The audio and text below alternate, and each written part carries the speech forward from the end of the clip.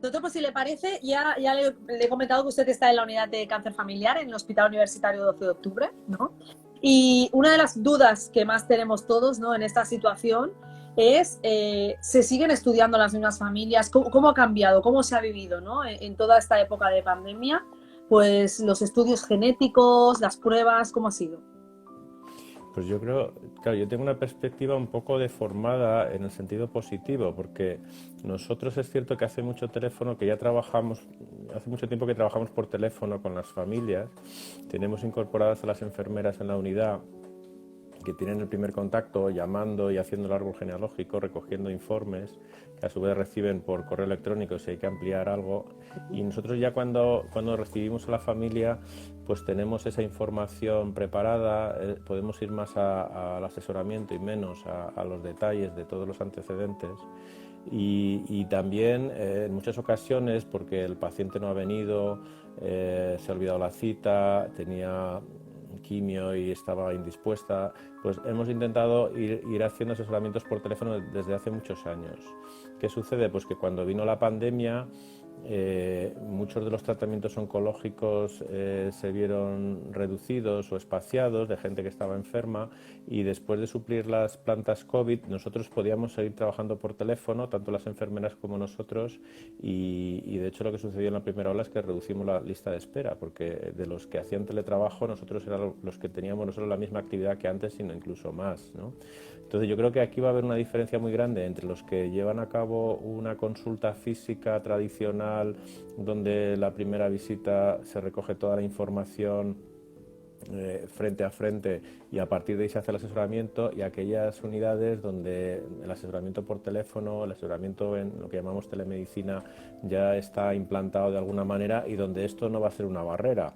En todo caso, sería una nueva forma de trabajar que hay que aprender a utilizarla correctamente, pero no una barrera, la distancia no sería una barrera. Entonces, yo imagino que habrá personas donde han visto demorada la asistencia porque no parecía una actividad prioritaria, y si encima estos médicos que hacemos el asesoramiento se han visto desplazados a plantas COVID, pues habrán tenido demoras, y otros como nosotros, que nos hemos distribuido el trabajo, por semanas íbamos a la planta COVID y el resto del tiempo seguíamos haciendo la actividad normal. Así que ya digo que creo que se habrán dado las dos circunstancias, y en nuestro caso ha favorecido el continuar con nuestra actividad. Pues celebro enormemente la respuesta que me acaba de dar, porque es muy gratificante poder sacar esas partes positivas a veces de todo, ¿no? Decimos, hay como mucha noticia negativa en todos los sentidos y mucho miedo al que muchas personas que en un momento dado han dicho, pues ahora el tema se ha ralentizado, ahora es peor. Y un mensaje así me parece esperanzador y muy bueno, porque de hecho, pues tal y como está diciendo usted, incluso en algún caso se ha favorecido porque ya estaban totalmente adaptados a la situación, ¿no?, de teléfono. Indagando un poquito más, aprovechando que ya estamos con usted, pues siempre tenemos las mismas dudas, es algo que nosotros intentamos dar, pero cuando hablamos con profesionales nos gusta, ¿no? Muchas personas a veces nos escriben o nos contactan, o bien porque tienen un familiar directo que han padecido cáncer. Claro, cuando hay un diagnóstico de cáncer de una familia, enseguida entiendo que el oncólogo, dependiendo de ciertas premisas, no decide si esa persona va a la unidad de consejo genético o es una familia para estudiar o no. ¿Qué criterios serían esos o en qué se basa para estructurarle un poco a la gente en qué momento una persona ha de ser estudiada?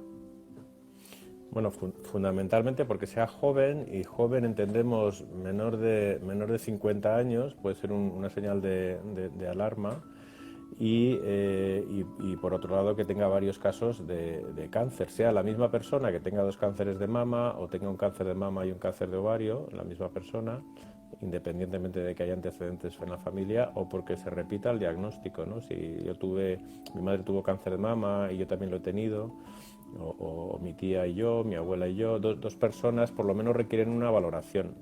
Una cosa es que lo remitan para valorarlo, y otra cosa es que después de la valoración consideremos que es una familia de alto riesgo, una familia en la que haya que hacer estudios genéticos, porque no os lo vais a creer, pero a nosotros nos sucede que vienen dos hermanas con diagnóstico de cáncer de mama, a priori parece un caso sospechoso, y luego hay algunas familias que vemos nosotros, en nuestra zona hay mucha población emigrante y resulta que son a lo mejor 12 o 14 hermanas, ¿no? Entonces, hombre, dos de 14 pues no es tan llamativo, ¿no? Pero puede ocurrir.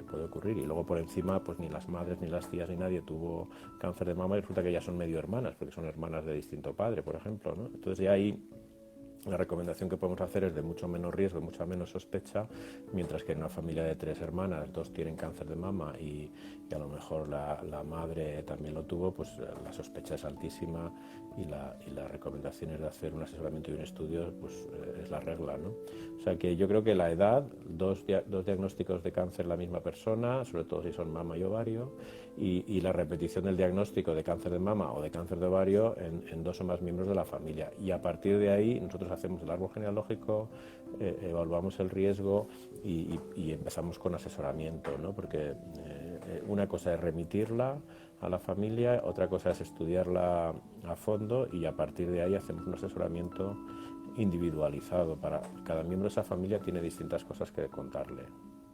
Claro, esto es también complejo de entender, ¿no? De explicar.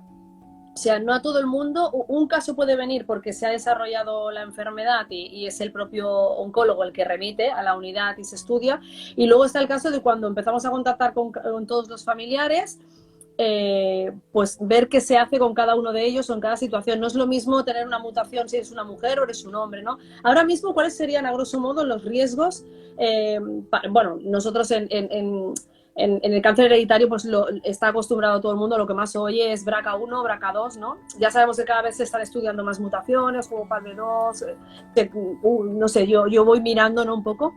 Pero, a grosso modo, ¿qué riesgos o qué se le plantea a una persona que es portadora? ¿De qué procedimiento tiene que seguir cuando llegan? Bueno, decíamos lo del riesgo individualizado porque una mujer que tiene 25 años se enfrenta a unos riesgos diferentes de los que afronta su madre si tiene ya 65 o 70, ¿no?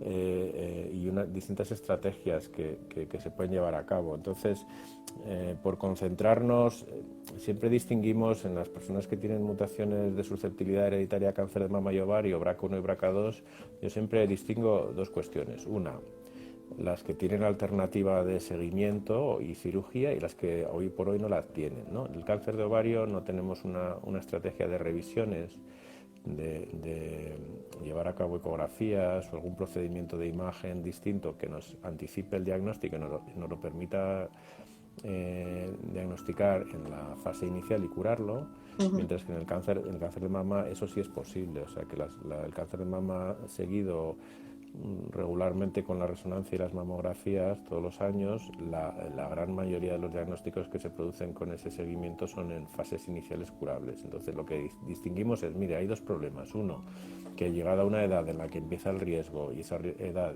es por encima de 35 o 40 años para el cáncer de ovario, tendrá que usted considerar, si quiere hacer una prevención eficaz, pues una cirugía, ¿no? Y eso tiene poca alternativa hoy por hoy. Dentro de unos años quizá podamos hacer alguna otra estrategia, como pues quitar, a lo mejor hacer una ligadura o una extirpación de las trompas y posponer la extirpación de los ovarios para más adelante, pero hoy por hoy todavía lo que tenemos que hacer a partir de que la mujer ha tenido los niños que quiere tener, cuando ya tiene claro eso y ha cumplido más de 35 en el caso de BRCA1 y más de 40 en el caso de BRCA2, es proponerle esa cirugía. Y por otro lado, y por eso decía que la edad influye, porque esto en una mujer de 50 años pues tiene poca discusión. Mire usted, ya ha llegado a la edad biológica de la menopausia, yo creo que no tiene ningún sentido mantener las trompas y los ovarios que ya no están funcionando y vamos a por la cirugía.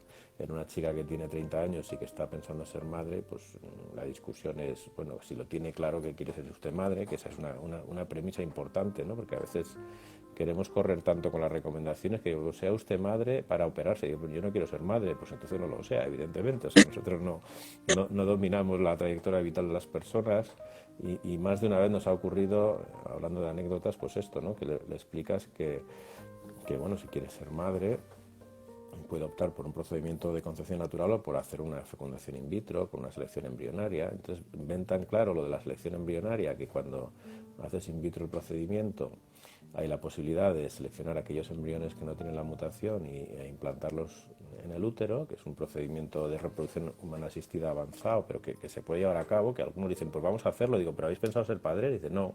Digo, pues entonces lo primero es decidir ser padres, que es una responsabilidad muy grande y una decisión dificilísima, muy seria. Entonces, y una vez que eso esté en vuestra cabeza, vemos cómo lo hacemos, ¿no? O sea, que en ese sentido, a veces las recomendaciones que parecen tan claras, hay que ordenarlas dentro de la historia vital de cada uno, que tiene sus ritmos, no por tener la mutación debemos acelerarlos. Y lo que decíamos del riesgo de cáncer de mama, que es un riesgo, si el cáncer de ovario puede ser entre un 20 y un 40% en función de una mutación BRCA2 o una mutación BRCA1, que siempre tiene más riesgo y que se debe afrontar de esa manera con la cirugía, a partir de 35 BRCA1, a partir de 40 BRCA2.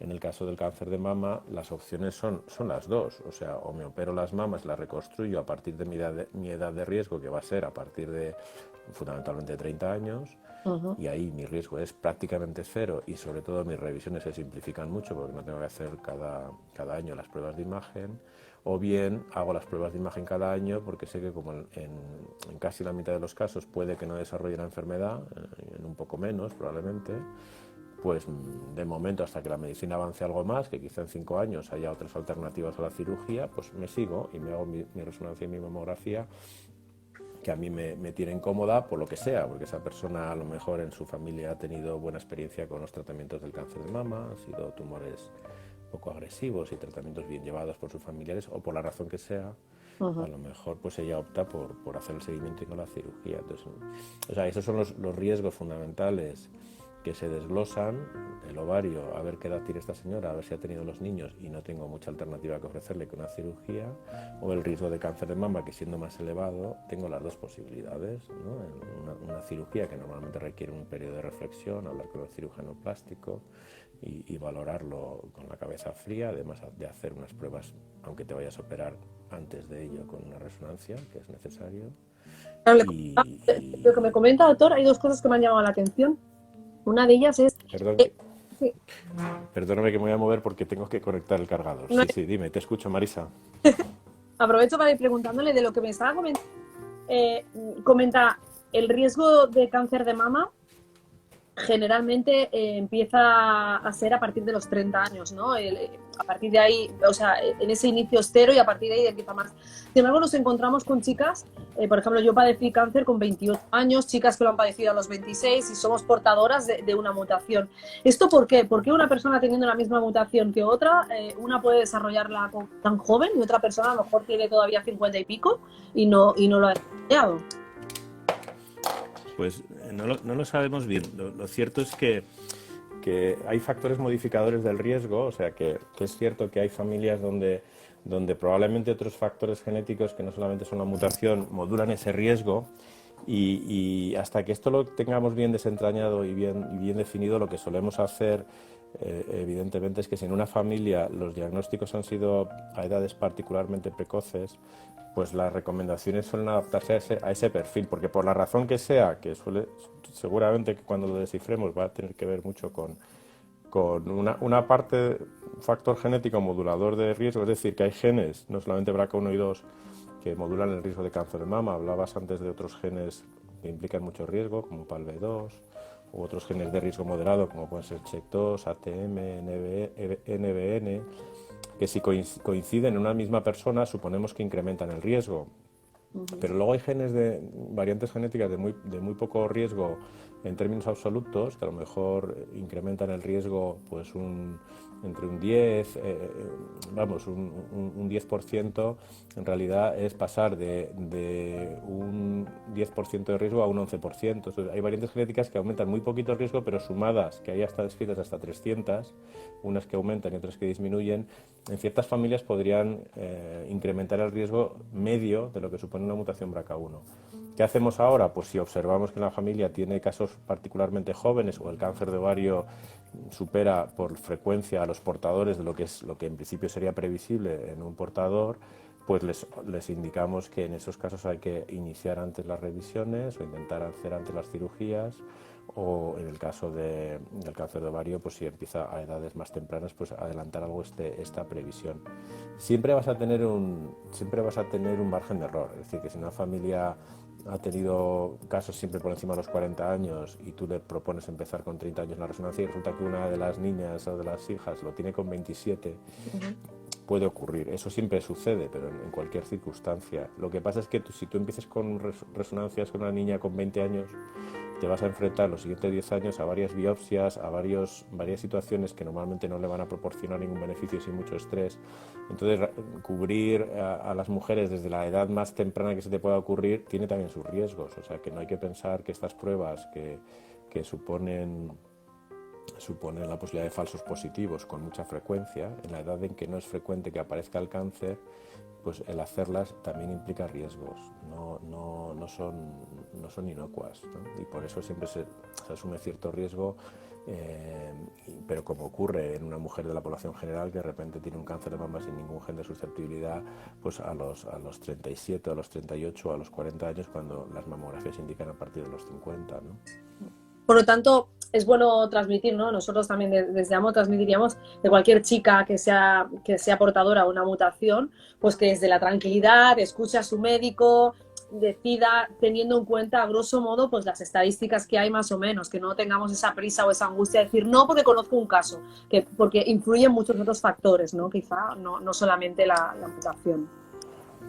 Claro, es decir, es que a alguien se le pasaría por la cabeza, pues cuando mi hija cumpla 18 años se hace la doble mastectomía y ya he resuelto el problema desde los 18 años. Digo, bueno, ya, pero esa chica, yo no sé, primero, si tiene esa idea, si no le va a alterar todo su desarrollo pues psicosocial, de imagen corporal. Es decir, que cuando tú pones un remedio tiene que ser proporcionado al riesgo, y si realmente piensas que en los próximos 12 años no va a tener riesgo, no tendría que hacer pruebas de imagen, y si piensas que va a ser el momento de encontrar su pareja, de hacer su vida, de aceptarse como ella es, física y psíquicamente, pues interferir de esa manera tan drástica en esa etapa, pues sí, eficaz es eficaz, pero ¿tú crees que vas a ayudarla más que si te lo hubieras planteado a los 30 años? Yo creo que la vas a hacer más daño.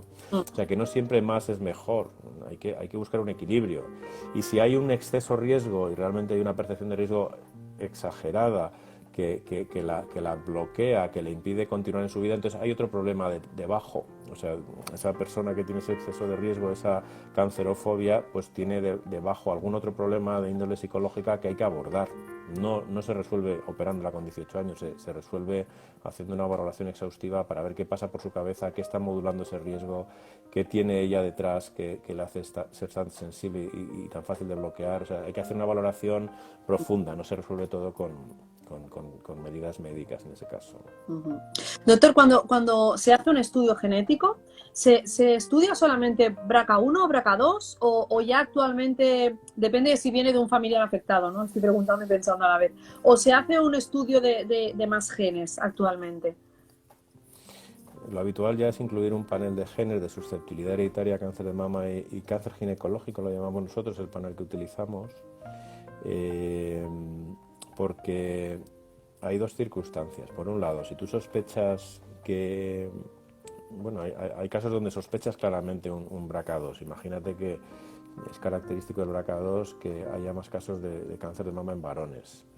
Es un poco más característico de BRCA2 que de BRCA1 que haya cáncer de próstata o cáncer de páncreas. Entonces, en una familia donde hay un varón con cáncer de mama, un caso de esa misma rama con cáncer de páncreas y incluso un cáncer de próstata y los casos de cáncer de mama en mujer, y dices, hombre, esta familia me juego yo que tiene un BRCA2 casi seguro. Pues incluso esa familia podría tener otro cáncer, otro gen aparte de BRCA2 de susceptibilidad a cáncer de mama.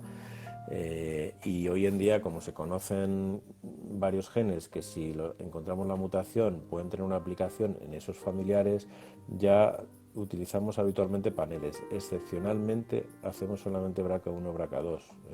Por ejemplo, se me ocurre en el caso de cáncer de ovario en personas recién diagnosticadas y donde el primer impulso es conocer si tienen las mutaciones BRCA1, BRCA2 por si pudieran beneficiarse de algún tratamiento específico, pues a lo mejor se hace inicialmente BRCA1, BRCA2 y se espera el resultado, y si lo obtienes pues ya tienes la explicación de la susceptibilidad hereditaria en la familia y un marcador para tratar a la paciente, ¿no?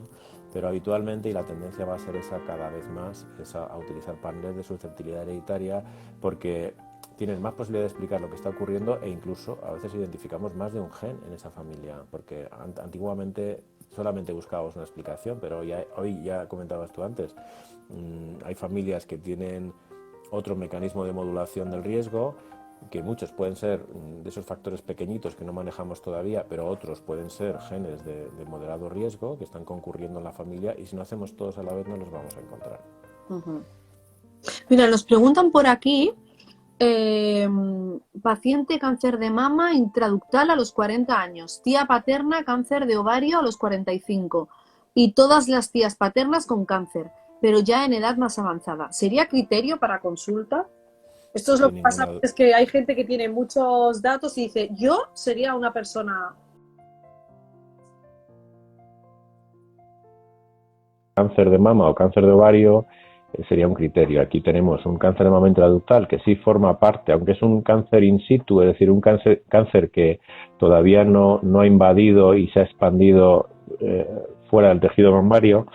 Sí sabemos que las mujeres con mutaciones de susceptibilidad hereditaria a cáncer de mama, sobre todo BRCA1 y BRCA2, pueden desarrollar cáncer intraductal antes que el cáncer invasivo. Entonces, un cáncer de mama, aunque sea intraductal, y un cáncer de ovario por una de las ramas familiares, en este caso paterna, sería un criterio para estudiarlo. Esta familia, yo si pudiera estudiar, estudiaría primero a la persona con el cáncer de ovario, donde hay más probabilidad de encontrar un gen de susceptibilidad hereditaria alterado. Si no tuviera acceso a la tía paterna, también estudiaría a la persona con el cáncer intraductal. Y luego, si encima los otros casos son tía paternas con cáncer de mama, pues ahí sí que la probabilidad de encontrar una mutación estará en torno a un 30 o un 40% de los casos, como mínimo. O sea que, desde luego que sí. Claro, si una paciente en un momento dado, como esta señora, por ejemplo, ¿no? Eunice, que nos comenta esto, se encuentra con esos casos y en su momento a lo mejor padeció el cáncer hace 2 años, no le ha preguntado al oncólogo nada, para llegar a una unidad de consejo genético, ¿qué ha de hacer? ¿Ir al médico de cabecera? ¿Cuál es el procedimiento que se está haciendo, ¿no? Para quienes nos oigan y digan, oye, ¿cómo voy? ¿A quién le digo? Pues ciertamente cada área sanitaria se organiza de una forma distinta. Nosotros llegamos a la conclusión de que el médico de cabecera podía remitir directamente a la unidad de cáncer familiar sin solicitar más escalones. Nosotros sí tenemos abierta la unidad a los médicos de la zona de atención primaria directamente, ya sea por correo electrónico o con un papel de derivación, igual que pide una consulta al endocrino o al yo qué sé, al neumólogo, al cardiólogo, ¿no?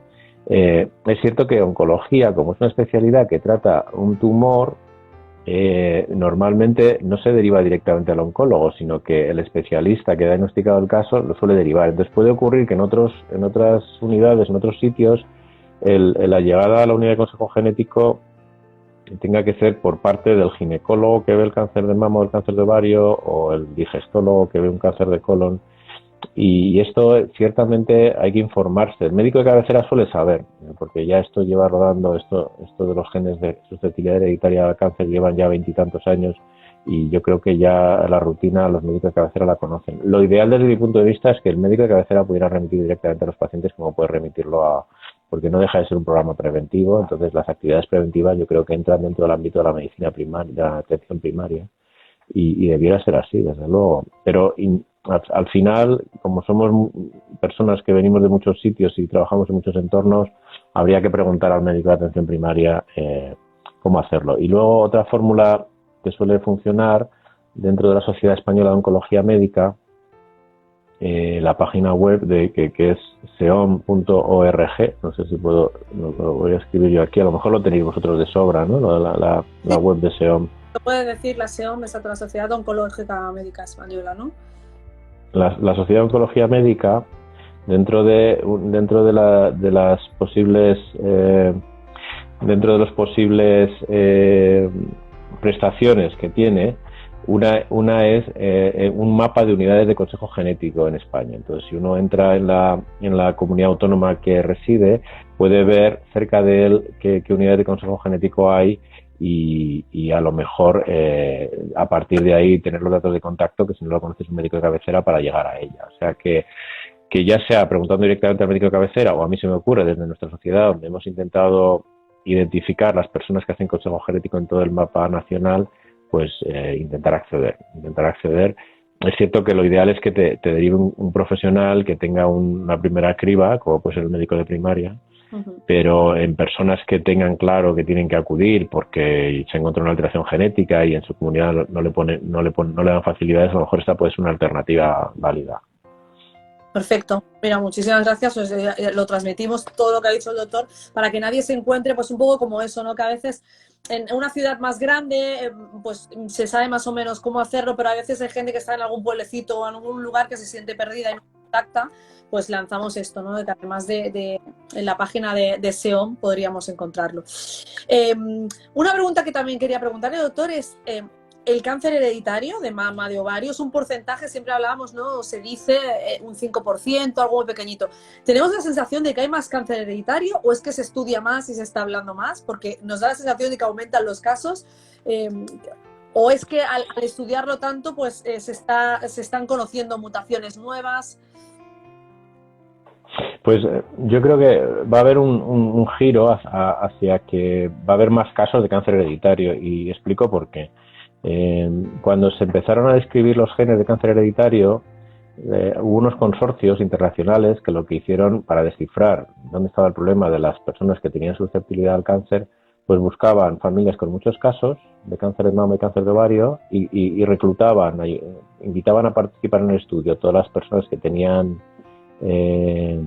cáncer de mama y ovario por un lado, y de la misma familia los que estaban sanos. Compararon los genes de unos y otros, y al final, al cruzar los datos, encontraron que mapeando la alteración genética que se transmitía entre las personas enfermas, pues se encontraron genes como BRCA1 y BRCA2, como BRCA1 y BRCA2.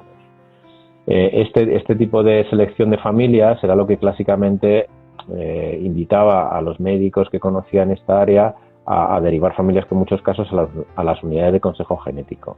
Pero con el paso del tiempo nos hemos dado cuenta que, para empezar, cualquier familia que ha transmitido la predisposición de padres a hijos, algún día alguien fue el primer eslabón de la cadena. O sea, algún día una persona tuvo cáncer de mama sin que su madre lo tuviera, o cáncer de ovario sin que su madre y su padre le transmitieran la predisposición, y a partir de ahí se generaron los nuevos descendientes con la mutación. Entonces, siempre va a haber casos de cáncer de mama o cáncer de ovario que pueden tener una predisposición hereditaria que inicialmente no sospecharías por la historia familiar, y como hoy en día, igual que decimos que se hacen paneles genéticos de forma muy generalizada para identificar susceptibilidad hereditaria en familias con varios casos, en los diagnósticos de cáncer de mama o cáncer de ovario, aunque parezcan esporádicos, cada día se hacen más paneles genéticos, pero del tumor, que llamamos estudios somáticos, porque solamente estudian las alteraciones genéticas de las células tumorales, no de la sangre, como hacemos cuando buscamos una susceptibilidad hereditaria, y derivado del estudio del tumor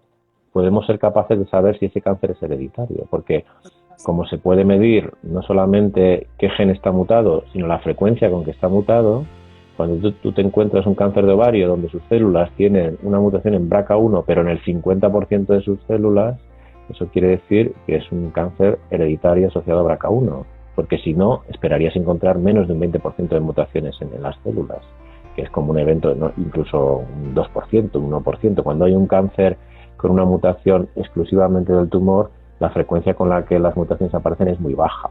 Y si analizas el tumor y te dan mutaciones con frecuencias muy altas, cada vez vamos a ser más capaces de identificar en tumores aparentemente esporádicos un origen hereditario, y que a lo mejor es porque es el primer eslabón de la cadena, como decíamos antes, o a lo mejor, como esto es un juego de cara o cruz, siempre lo digo, ¿no? La probabilidad de heredarlo es un 50%, pero luego hay familias que tienen 5 hermanos y solamente lo hereda uno, y era el padre. Pues el padre no ha manifestado nada, y de los abuelos no saben porque no tienen información, pues aparentemente no tiene antecedentes, pero sí era un problema hereditario que si hubiéramos rastreado lo habríamos encontrado. Entonces, la sensación es que antes se estudiaban solo familias con antecedentes y la realidad es que ahora se van viendo casos porque se estudian todos los diagnósticos de cáncer de mama y de ovario y cada vez vamos a identificar más componentes hereditarios. Eso sin duda es lo que va a ocurrir.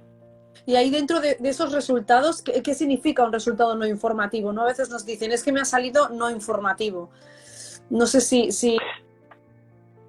Es que esa frase la hacemos corta a los médicos, no informativo para el riesgo de cáncer de mama en la familia. Es decir, este resultado no informa de qué factor modula el riesgo de cáncer de mama en la familia. Es lo que quiere decir no informativo, porque abreviamos y nos dejamos nos dejamos el predicado de la frase. O sea, este estudio no informa del tipo de riesgo de cáncer de mama que se observa en la familia. Es decir, no explica el riesgo de cáncer de mama que sin duda hay en la familia, pero este test no ha sido capaz de explicarlo. O sea, es no informativo o no explicativo de qué es lo que está ocurriendo en la familia. Vale, pero eso es lo que quiere decir. Otra mutación detrás, ¿no? Que nos ha estudiado, claro, es en esa... Claro, otro mecanismo de susceptibilidad hereditaria está operando en la familia y no sabemos cuál es. Vale. Es decir, que en este caso BRCA1 y BRCA2 no informan de por qué se dan los casos en la familia. ¿Y por qué ocurren? Pues por otro mecanismo. ¿Cuál es? No lo sé. ¿Qué hay que hacer? Medir el riesgo y alertar a todas las mujeres de la familia, porque como no sabemos dónde asienta ese factor de susceptibilidad, al menos sí sabemos a qué personas le puede afectar, y suelen ser los parientes de primer grado o los más cercanos de los casos que han tenido el cáncer, ¿no?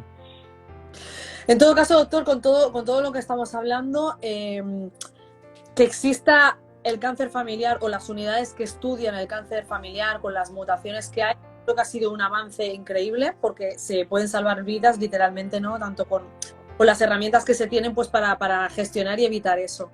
¿Qué visión tendría? ¿Tiene alguna visión de cara a un futuro de hasta dónde nos podrá ayudar eso? Ya que cada vez se hacen unos tratamientos más específicos, se saben y se detectan más las mutaciones que hay.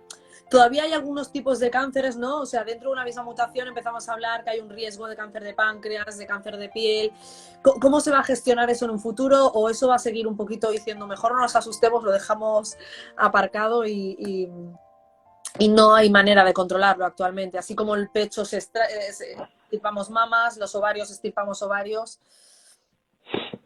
Bueno, primero lo que tenemos que tener claro es si realmente hay una asociación directa con un riesgo de cáncer que esté clara, asociada a una mutación genética.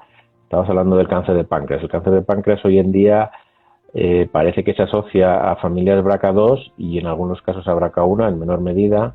Y las recomendaciones actuales son, si tienes casos de cáncer de páncreas en la familia, tienes que ofrecerle a partir de los 40 años unas pruebas para la detección precoz de cáncer de páncreas, que son resonancia del páncreas y una ecografía endoscópica del páncreas.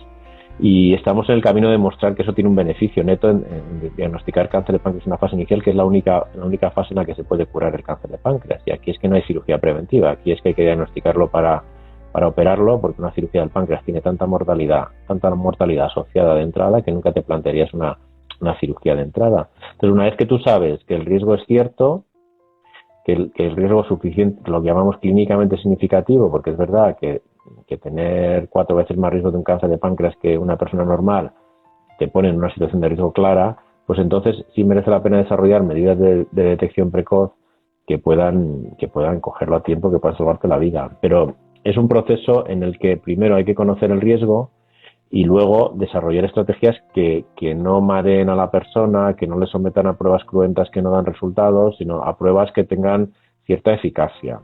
Cada vez van a ser más cuando conozcamos mejor los riesgos, y no solamente los que dependen de la alteración genética, sino de esos otros factores moduladores de riesgo que el día de mañana yo creo que descifraremos. O sea, que cuando tú dices, oye, ¿por qué hay algunas familias que tienen BRCA2 y tienen cáncer de páncreas y otras no? ¿Eso es azar? Pues no, debe haber algún modulador del riesgo que con el paso de los años y también intentaremos descifrar, y ya antes de que haya cánceres de páncreas en la familia, que entonces ya tenemos claro que sí, que parece que están presentes, a lo mejor somos capaces de identificarlos y aconsejarle a esos individuos que hagan las pruebas estas de revisión, ¿no? Entonces yo creo que en el futuro conoceremos mejor los riesgos asociados a cada mutación modulados por otros factores genéticos. ¿Cuánto tiempo tardará eso en ocurrir? Yo creo que será cuestión de 5 o 10 años, porque está avanzando mucho en ese sentido el conocimiento, y a partir de ahí, cuando tengamos bien cuantificado ese riesgo, podremos ofrecer no solamente medidas de reducción de riesgo dirigidas al cáncer de mama, de ovario, al cáncer de próstata en varones, o al cáncer de páncreas ahora en portadores, sobre todo de BRCA2, sino incluso algunos otros más, ¿no? Entonces, eso yo creo que está en evolución. Justamente ahora veo que hay una pregunta que dice, ¿con mutación BRCA1 se debería hacer control de páncreas? Pues solamente cuando hay casos de cáncer de páncreas en la familia. Si hay casos de cáncer de páncreas en la familia, deberían consultar en una unidad de consejo genético para que les explicaran que los familiares de primer grado, los portadores de BRCA1 de esa familia, en la rama donde ha habido el caso del cáncer de páncreas, pues se podían beneficiar de ese tipo de pruebas, de ecoendoscopia y de resonancia magnética. Pero el BRCA1 está más en discusión el beneficio que pueden obtener, porque el riesgo es menor de cáncer de páncreas que los que tienen una mutación BRCA2. En eso os parece que está más claro, porque el riesgo asociado es más alto. Vale. Nos preguntan por aquí también, doctor, cuando son 4 generaciones de cáncer, ¿cuánto tanto por ciento de posibilidades tiene de tener cáncer? Bueno, en realidad estamos diciendo que las generaciones, cuando se demuestra una alteración hereditaria, lo normal es que en todas las generaciones haya habido casos de cáncer. Otra cosa es que nuestra memoria y la capacidad de reconstruir el árbol genealógico es limitada y no nos conocemos bien.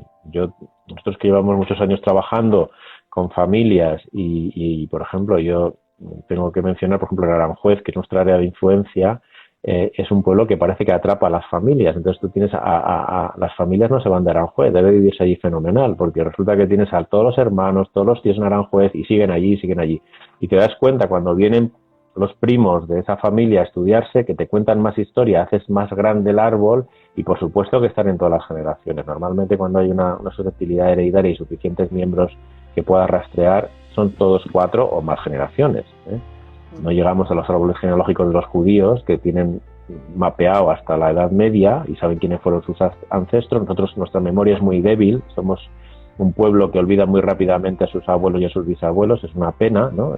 No sabemos relatar qué les ocurrió, si murieron jóvenes. Yo simplemente les digo, ¿murió joven o murió mayor? Y dice, no lo sé. Digo, no sabes si murió su abuelo joven o mayor. Y dice, qué horror. Pero bueno, no lo dice, lo piensas, ¿no? Pero entonces, claro que todo el mundo tendría 4 generaciones. Otra cosa es que si tuviéramos los familiares que han tenido cáncer y con la mutación, habitualmente o en algunos casos sí que metemos los datos en unos programas informáticos que manejamos y que tienen diseñados unos algoritmos matemáticos para estimar el riesgo de una familia. Esto que decíamos antes de, oye, mi familia son todos muy jóvenes cuando hacen cáncer de mama. De entrada dices, pues habrá que adelantar las revisiones. Pero si quieres medirlo, hay fórmulas matemáticas, un algoritmo que se llama Wadicea, que es el que utilizamos nosotros de rutina, donde incorporando individuos sanos y enfermos con mutación y sin mutación y las edades de diagnóstico y el tipo de tumor, nos pueden estimar en esa persona con bastante certeza el nivel de riesgo. Incluso una evolución de Wadicea que se publicó el año pasado, que se llama CanRIS, introduce también en esa mujer, sobre todo una mujer sana, los factores reproductivos, edad, peso, historia ginecológica y todo eso, todos esos datos de densidad mamaria, que también es un factor de riesgo, y te da la estimación de riesgo de forma precisa, de forma individual, que es como deben hacerse las recomendaciones, no para la familia, sino para el individuo que tienes delante y que está consultando. Es una cosa que yo no me cansaré de repetir. No me gusta ver informes de unidades de cáncer familiar que dicen a toda la familia hay que hacer esto. Digo, no, a toda la familia no. A la abuela de 80 años déjala tranquila, que bastante tiene con ella llega a los 80 años y soportar el COVID. A las personas de esta edad que tengo delante, y a esta en concreto con estos antecedentes, le hago esta recomendación. Y a su hermana a lo mejor le hago otras, porque es más mayor o tiene otras preferencias. O sea que en ese sentido sí se puede calcular el riesgo, y sobre todo te tienes que plegar a las preferencias de cada persona y por qué motivo son esas preferencias así. Mira, le preguntan también, ¿el gen BRCA1 y 2 mayoritariamente lo transmite el padre? No todos tenemos un gen BRCA1 de nuestro padre y un BRCA1 de nuestra madre. Todos nuestros genes están duplicados. Tenemos la mitad de nuestro padre y la mitad de nuestra madre. La única diferencia son los genes que se incluyen en el cromosoma Y y en el cromosoma X, que el cromosoma Y está más limitado que el cromosoma X, que es más grande. Todos los demás genes de todos los demás cromosomas tenemos una copia del padre y otra de la madre, lo cual quiere decir que cualquiera de los padres nos puede transmitir una mutación. Lo que ocurre es que cuando transmiten la mutación los padres, ya sea BRCA1 o BRCA2, como los varones tienen menos posibilidades de enfermar por ser portadores, con menos frecuencia el padre ha manifestado la enfermedad. Pero puede estar la tía paterna, la abuela paterna, que haya podido presentar este tipo de problemas. Pues doctor, le voy a dar mil gracias porque está aquí entregándose al 200% con nosotros. Ya hemos visto que en época de COVID, o sea, me alegra enormemente que se ha seguido estudiando a las familias, se está siguiendo haciendo esa atención telefónica a la que ya estaban acostumbrados, no se está continuando. Y yo creo que es que este tema es tan interesante y nos entrarían tantas preguntas que estaríamos hablando y hablando y hablando, o sea que lo cogeremos para otro directo, para vernos personalmente si podemos, cuando podamos hacer jornadas. Y agradecerle de todo corazón, siento enormemente que al principio no nos hayamos podido conectar, pero agradecerle enormemente pues el tiempo que nos ha dedicado en el día de hoy. Pues yo también lo siento, porque estas torpezas de la tecnología son de las dos partes, no son solo de una. Seguro que yo he tenido mucho que ver con ello. No. Y no, encantadísimo de ayudar y de participar a veces que lo creáis oportuno. Me parece muy importante y pienso, yo siempre digo que el mérito fundamental es de los pacientes y en este caso de las asociaciones de pacientes, que son los que realmente diseminan el conocimiento del día a día, esas dudas que os han surgido, que habéis podido ir resolviendo después de dar muchas vueltas. Entonces sí, ese mérito y ese apoyo que yo creo que descansa muchísimo en vosotros, que es fundamental. Si en algún momento podemos echar una mano para sostenerlo, pues aquí me tenéis y estaré encantado de participar. Pues descontado que sí, porque además siempre decimos, en una consulta tenemos un tiempo limitado, una llamada, hablamos, pero luego siempre es cuando queda, le doy vueltas, tengo que interiorizarlo, y el que os pongáis así a nuestra disposición, hablando tan abiertamente, de una forma tan entendible y tan fácil todo lo que preguntamos, pues nos ayuda enormemente. Muchísimas. Bueno, es lo que tendría que pasar en las consultas. Yo siempre digo, que no te responden, vuelve a insistir, pues pregunta, ¿no? O sea, que la gente no piense que es que tenemos... Es verdad que a veces hay tiempo limitado para atender las consultas, pero nunca se debe quedar una pregunta que nos parece importante en el tintero y es nuestra tarea devolverla comprensiblemente y compartirla. O sea, que eso os animo a que no seáis tímidas o tímidos y que todo el mundo intente transmitir lo importante, porque no hay otra forma si no la incertidumbre que queda suele ser muchísimo peor. Suele ser la incertidumbre y la ignorancia crea monstruos mucho más grandes que lo que son las realidades. Correcto, sí, totalmente de acuerdo. Nosotros apoyamos totalmente eso que acaba de decir, porque a veces casi la mente es más peligrosa que la pistola que ya se siente cuando tienes mutaciones y ves los riesgos y ves la posibilidad de enfermar y perder la vida. Pues muchísimas gracias. Eso es. Un abrazo muy fuerte y encantada de conocerla, aunque sea así. Espero que nos veamos algún día. Igualmente, un abrazo muy fuerte, besos para todos. Gracias, doctor. Adiós. Adiós.